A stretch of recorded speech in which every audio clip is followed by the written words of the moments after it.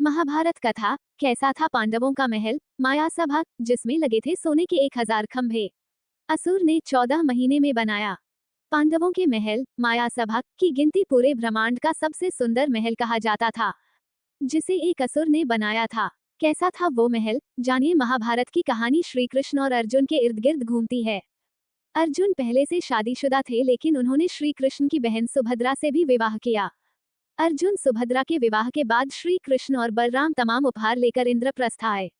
एक दिन श्री कृष्ण अर्जुन के साथ खांडव वन में टहल रहे थे। जंगल में उनकी मुलाकात एक दुबले पतले ब्राह्मण से हुई। उसे देखकर ऐसा लग रहा था जैसे काफी समय से भूखा हो। दोनों ने उस ब्राह्मण से सवाल किया कि क्या आपको खाने के लिए कुछ चाहिए। ब्राह्मण ने जवाब दिया, मैं आग का स्वामी अग्नि हूँ और हमेशा भूखा रहता हूँ। घी और मक्खन जैसी चीजों से ऊब गया हूँ और अब गर्म चटकते हुए पेड़ को भोजन बनाना चाहता हूँ। इसलिए अब इस जंगल को जलाना चाहता हूँ। अगर आप लोग मुझे कुछ देना ही चाहते हैं तो इस जंगल को भस्म करने में मेरी मदद करें। एक योद्धा को अपना वचन निभाना चाहिए। श्री कृष्ण और अर्जुन ने अग्नि को मदद करने का वचन दे दिया।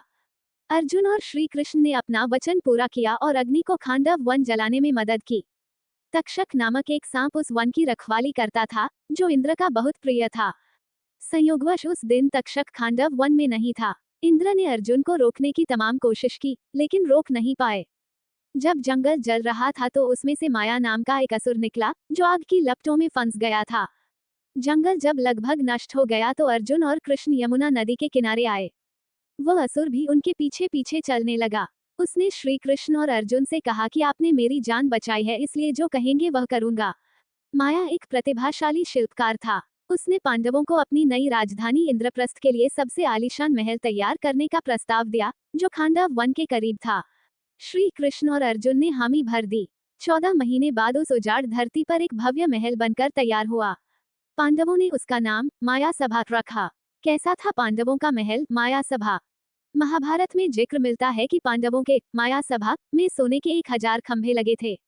पूरा महल सफेद संगमरमर का बना था और आधी रात को भी चांदनी की तरह चमकता था।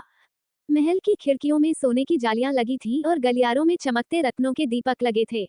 महल के चारों तरफ कमल, चमेली और कदम के फूल खिले रहते थे। माया सभा की आभा के आगे सूर्य की रोशनी भी फीकी पड़ जाती थी।